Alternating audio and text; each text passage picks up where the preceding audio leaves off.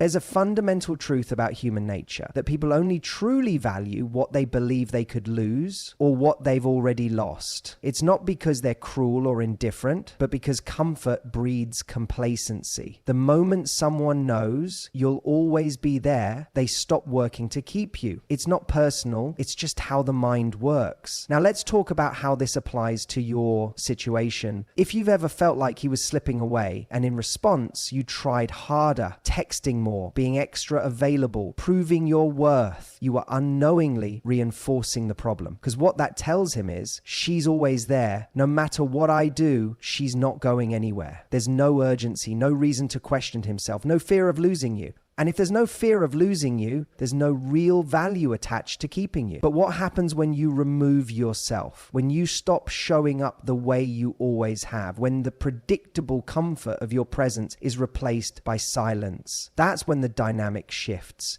That's when he wakes up. Suddenly, you're not an option he can come back to whenever he pleases. Suddenly, he's forced to confront a reality where you no longer exist in his life. And that, more than anything, creates an emotional impact. This isn't about playing games. It's about breaking the cycle of being taken for granted. Because let's be honest, if you're at this point, you already know he hasn't been meeting you halfway. He hasn't been showing up with the same level of effort, the same consistency, the same appreciation. And every time you try to remind him of your worth, you unknowingly dilute it. Your value isn't in how much you can prove yourself to someone, it's in knowing that you don't have to. So what does it actually look like to remove yourself? It means cutting off the emotional access he's had to you. That might mean stopping the check-in texts, the little just thinking of you messages that make it easy for him to keep you at arm's length while still feeling like you're there. It might mean resisting the urge to watch his stories, to like his posts, to find subtle ways to remind him you exist. Because if he feels erased from your life, he will feel it hard. And here's where it gets interesting. The moment he realizes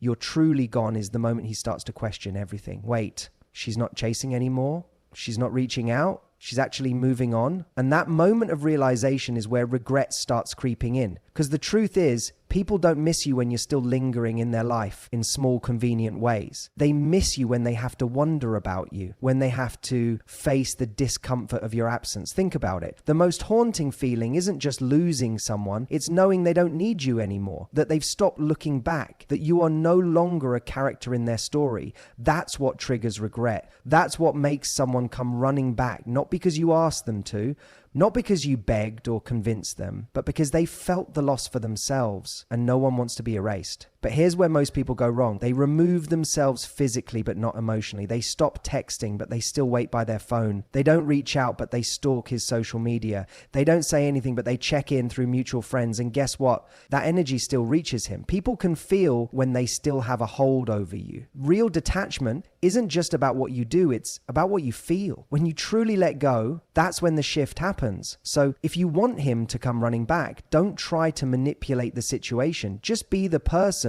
who no longer needs him to return. Be the woman who respects herself enough to walk away, not as a strategy, but as a stand. And if he comes back, it won't be because you tricked him into missing you. It'll be because he genuinely realizes he let go of something rare. And if he doesn't, then you'll have freed yourself from someone who was never meant to stay. Either way, you win. There's a fundamental truth about human behavior that most people don't fully grasp. Attraction isn't just about physical chemistry, shared interests, or even history.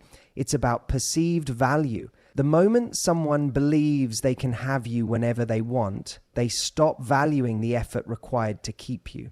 This is why so many people feel the slow, painful shift from being the center of someone's attention to an afterthought. And when that shift happens, the natural instinct is to try to reverse it, to remind them of what you had, to prove your worth, to fight for what you once shared. But that's the mistake, because the moment you try to prove your value, you diminish it. Think about it. The things we chase, we give power to. The moment you start over-explaining yourself, over-texting, or overcompensating for the emotional distance they've created, you're reinforcing the idea that their approval is more important than your self-worth. And the more available you make yourself, especially when they're pulling away, the more you confirm that they can have you on their terms, not yours. So how do you flip the script? How do you shift from being the one chasing to being the one who is chased? By becoming the one thing human nature can't resist: a mystery. People don't chase what they fully understand. They chase what they can't quite figure out, what they thought they had but are suddenly uncertain of, what feels just out of reach. And the easiest way to create that shift isn't by playing games or pretending to be something you're not. It's by removing the emotional certainty they once had about you. Right now, if you feel like he's drifting, if he's stopped prioritizing you, it's because he's mentally categorized you as safe. Not in the healthy, comforting way, but in the predictable way. He doesn't have to think about whether you'll text. He doesn't have to wonder if you're thinking about him. He doesn't have to question what would happen if he fully disappeared for a few days, because deep down, he already knows you'll be there. And that certainty makes him complacent. So what happens when that certainty disappears? What happens when suddenly you're not texting him first, when you're not reacting to his last minute plans, when you're no longer leaving little breadcrumbs that say, I'm still here if you decide to care again? He notices. Not immediately perhaps, but he does notice, because suddenly there's a gap where your presence used to be. And that gap creates a void that forces him to ask questions. Is she mad? Is she over me? Is she seeing someone else? And those questions make him think about you in a way he hasn't had to in a long time. See, people don't fear losing what they know they have. They fear losing what they think they might have already lost. And that fear triggers something powerful. It forces them to start seeing you differently, to stop taking you for granted, to start realizing that maybe, just maybe, they miscalculated. But here's the catch. You can't fake this.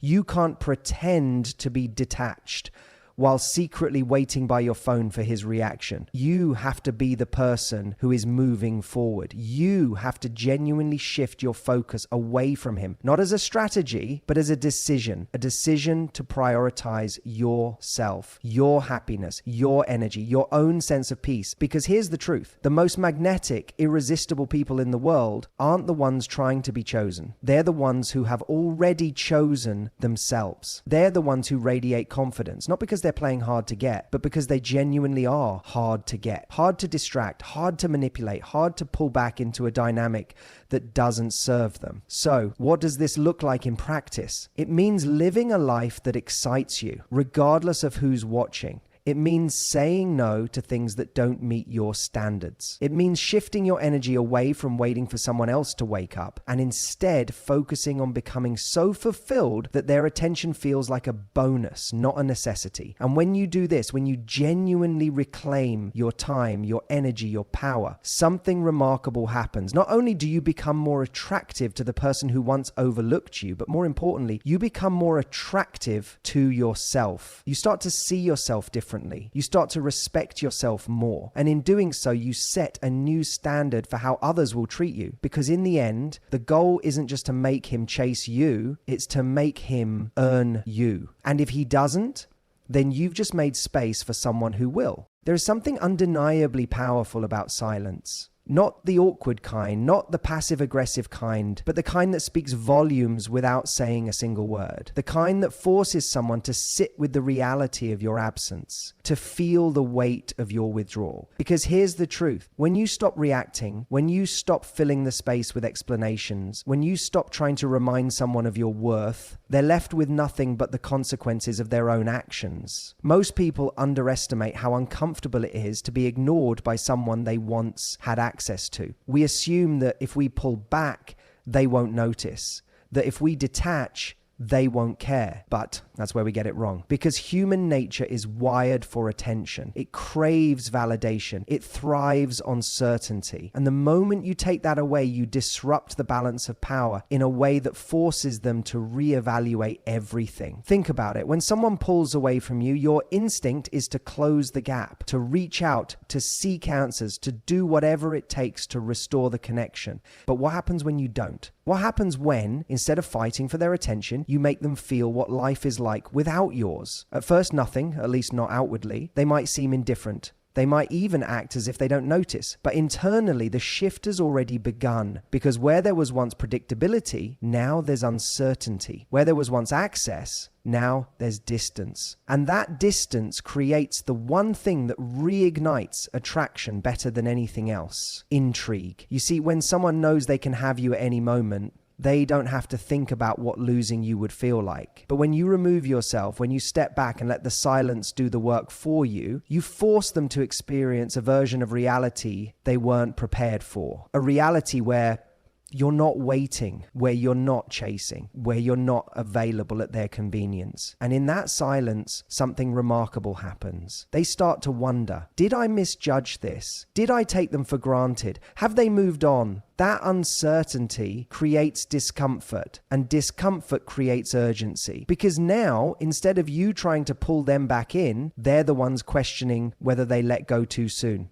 But here's the most important part. You have to mean it. This isn't about pretending to be detached while secretly hoping they'll reach out. It's not about playing a game to manipulate their emotions. It's about making a fundamental shift in how you view yourself and your worth. Because when you truly detach, when you genuinely stop seeking their validation, you become someone they have to work to get back. Not because you're playing hard to get, but because you're genuinely hard to get. Not because you're withholding love, but because you refuse to give it where it's not being fully appreciated. And that's where the real transformation happens. Because the moment you stop trying to prove your value, you force them to recognize it on their own. You give them the space to miss you, to feel your absence, to realize that you were never just an option. They just treated you like one. And if they come back, it won't be because you begged.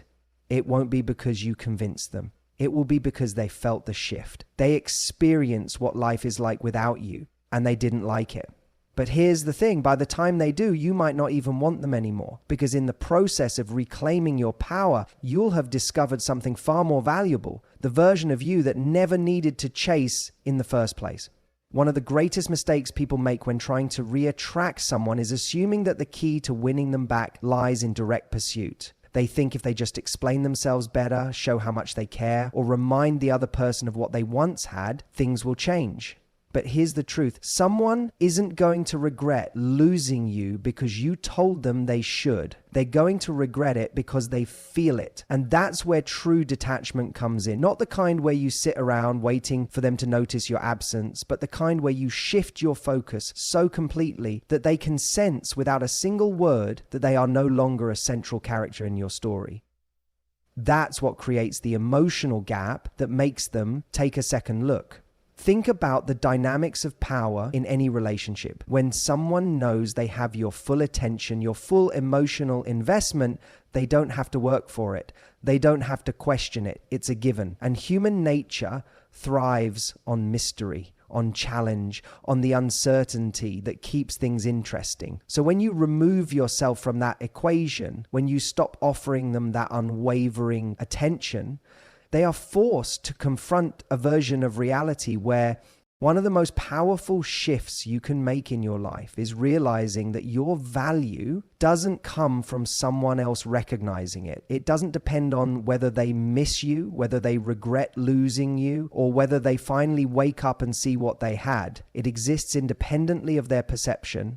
And the moment you start living from that truth, everything changes. Not just in how they see you, but in how you see yourself. See, most people operate under a fundamental misunderstanding when it comes to relationships. They believe that in order to be wanted, they have to prove their worth. They have to demonstrate what they bring to the table, remind someone of how much they care, or subtly or not so subtly, make the other person realize what they're missing. But what if I told you that the most attractive thing you can do is stop trying to prove anything at all? Think about it. What kind of person doesn't need to prove their worth? The one who already knows it. The person who isn't looking outward for validation because they are deeply secure in themselves. That's the kind of person who draws people in.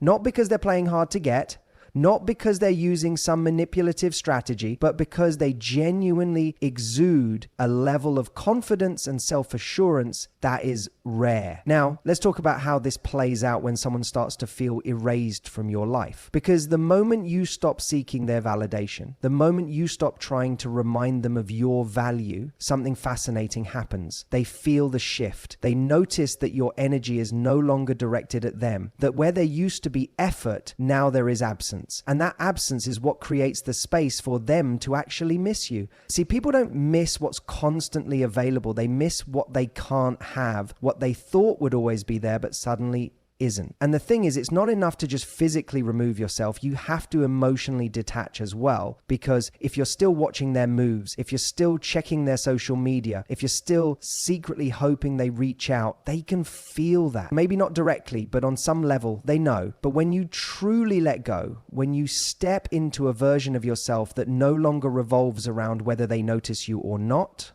that's when they do notice. And not just notice, but feel a sense of unease, a realization that the place they once held in your life is no longer reserved for them. This is where regret comes in. Because when someone realizes that their absence hasn't left the void they expected it to, they start questioning everything. Did I make a mistake? Was I wrong about them? Have they really moved on without me? And those thoughts are powerful, not because you force them, but because they arise naturally when someone is faced with the reality of losing something they once took for granted. Now, let me be clear. This isn't about punishing them. It's not about making someone suffer just for the sake of it. It's about breaking the cycle where you suffer because you keep waiting for them to validate your worth. It's about choosing yourself so completely that they have no choice but to reevaluate their decisions. And even more importantly, it's about shifting the entire way you approach attraction and relationships. Because when you stop seeking approval, when you stop waiting for someone else to wake up, you become the kind of person who naturally commands attention, the kind of person who doesn't need to be chased because you are already moving forward. That's the irony in all of this. The moment you stop hoping they'll chase you, the moment you stop needing that external validation, is the moment they are most likely to come running back. Not because you wanted them to, but because you no longer needed them to. And that's what makes all the difference. So if you take one thing away from this, let it be this. Your value does not diminish just because someone failed to see it. And the most powerful thing you can do is live your life in a way that makes you proud, that fills you up so much so that whether they regret losing you or not becomes irrelevant. Because by then, you'll be too busy living a life they can only wish they were still part of. There's a fundamental shift that happens when you stop making someone the center of your world. It's a shift that is both subtle and profound, one that doesn't just change how they see you, but how you see yourself. And the moment you embrace it fully, you unlock a new level of power, one that is rooted in self-respect, independence, and the unwavering belief that you are enough. See, the reason so many people find themselves stuck in cycles of waiting, hoping, and feeling unappreciated is because they have unknowingly handed over the power of their self-worth to someone else. They've made someone else the gatekeeper of their happiness. And when that person pulls away, when they show indifference, take them for granted, or fail to recognize their value, it creates a deep fear, a fear of being forgotten, a fear of losing something that once felt certain, a fear that maybe, just maybe, they weren't as special to that person as they had believed. But what if that entire framework is wrong? What if the real problem isn't their indifference, but your dependence on their recognition? What if the real key to making them wake up isn't improving your worth, but in acting as if their perception no longer matters? Because here's the thing. People don't chase what they already own. They don't value what they believe will always be there. It's human nature to take for granted what seems permanent. But the moment something feels lost, the moment something they assumed was theirs suddenly slips through their fingers, everything changes. Now, I'm not saying you should play games or manipulate someone into feeling your absence. That's not the point. The point is to genuinely step into into a mindset where you no longer need their validation, where their regret, their realization, their sudden urgency to get you back is merely a side effect of something far greater. Your decision to move forward. And moving forward isn't just about cutting contact. It's not just about removing their name from your phone or avoiding their social media. It's about rewiring the way you view yourself in relation to them. It's about understanding at the deepest level that their inability to see your value doesn't define your value. When you fully embody this, something remarkable happens. You no longer react when they test the waters with a casual message. You no longer feel that pang of longing when you see them living their life. You stop waiting for their regret because you're too busy creating a life that's too good to look back on what wasn't serving you. And that's the irony. That's when they begin to feel it, because energy is powerful. People feel when you've truly detached. They feel when the emotional pull they once had over you is gone. They sense when they are no longer the center of your attention, and it creates an unease in them, a discomfort, a realization that they may have miscalculated. But here's where most people go wrong. They get this far, and the moment they see signs of regret, the moment they sense that shift, they undo everything. They give in. They respond with eagerness. They open the door just enough to reassure the other person that they still have a place in their life. And in doing so, they remove the very pressure that was making that person wake up in the first place. So what do you do instead? You hold the line. You remain in your power. You recognize that someone wanting you back is not the same as them valuing you, because real value isn't in the fear of losing something. It's in the genuine appreciation of having it. And that's why the final, most important step in all of this is not just making them regret losing you. It's making sure you never go back to a version of yourself that accepted less than you deserved. It's understanding that their regret is irrelevant if their actions don't change. It's realizing that the true victory isn't in making them chase. It's in becoming the kind of person who doesn't need to be chased at all. So the real question isn't, how do I make them regret losing me? The real question is, why would I ever settle for someone who had to lose me to see my worth? Because the moment you truly grasp that, you'll never find yourself in this position again. And that's where real power lies.